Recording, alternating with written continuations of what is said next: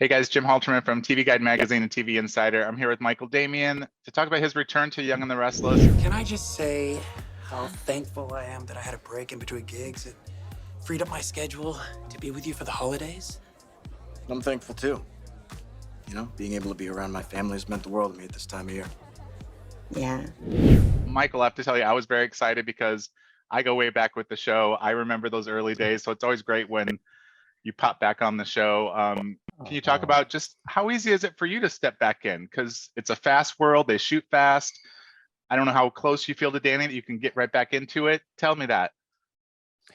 Well, first of all, how you doing, Jib? It's great to reconnect with you. And Yeah. I am so thrilled to be popping back into Genoa City. And to answer your question, you know, it's really amazing because it feels like sort of a class reunion. And, you know, just walking into the building, all the years, you know, all that history, wonderful experiences, incredible friendships, and a lot of love. You know, I felt that, and I felt it surrounding me. And just to sit on that set and to, you know, work with some of my favorite people was just an amazing experience. You know, a lot of the character of Danny was, you know, Michael, Damian, and Danny had this parallel life when, you know, when Danny had a #1 record, Michael Damian did. When Danny went to Broadway to do Joseph, the Technicolor Dreamcoat, so did Michael Damian. So it's kind of cool because I would sort of forget, oh, wait a minute, that's Danny Romolotti. That's not Michael Damian, you know? When I would jump, like, you know, on a Friday show, I would say, yeah, you know, Cricket, I got a concert tour this weekend. Well, Michael Damian had a concert tour this weekend. So, you know, it was, so to answer your question or go back to what you had asked, it was wonderful. And the ride has been exceptional, I must say. Some nostalgic stuff, which I think is great that the writers have tuned into. And I think the audience will really appreciate it because, you know, they're reconnecting to the past.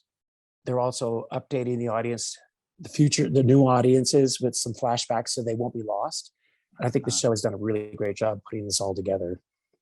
What does bring Danny back to town? Is it just the holidays, or is there some event going on that he has to come back to help and be there for someone? Oh, I can't give out all the secrets. Well, here's the first reason. No, Danny is, well, first of all, he's visiting his son, Daniel, and it starts there.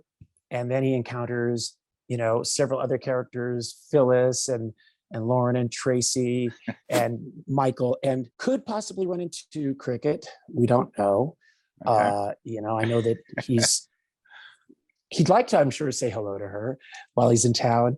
And we'll just see. You know, we have to watch December 22nd, you know, that, you know, holiday through the holidays through New Year's, to see what happens there. But it's going to be fun. I guarantee the audiences will not be disappointed. And also, you know, possibly look for some, you know, possible music as well, you know. Should we expect Danny to be the same character we remember, or has time kind of worked him over a little bit where he might be a little different, or maybe he's gone through some things? I don't know. He seemed like he was just straight off the Rock On tour. No. If I would have had that leather jacket on, you know, I still have it. Or if I he remember it. Had waltzed in with his Technicolor Dreamcoat, that would have been awesome, you know. Yes, I would have applauded from home. I've been like, yes, that's what we want to see. No, it was great. And you know, he's basically touring, he's working hard. He does talk about his past and you know, what's going on personally in his life as far as relationships, and the audience will learn a lot about that.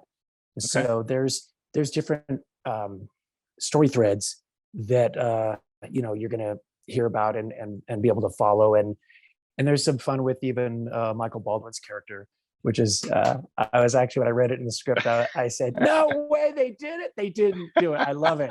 I love you writers for putting that in. It took a lot of, it's funny. You know, there's some funny stuff, but and the audiences that know these characters like yourself, who know the story and the history, are going to be able to reconnect immediately and follow along.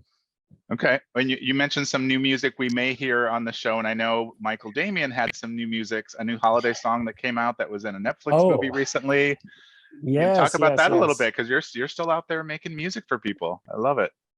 Well, you know, we my wife and I are filmmakers, and we've been making films, and I've been directing, writing, producing for a few years now, several years, and we happen to have a film out now called Falling for Christmas, starring Lindsay Lohan. It's her return, and it's on Netflix. And so it's been wonderful because I wrote some music with my brothers, and we put that in the film.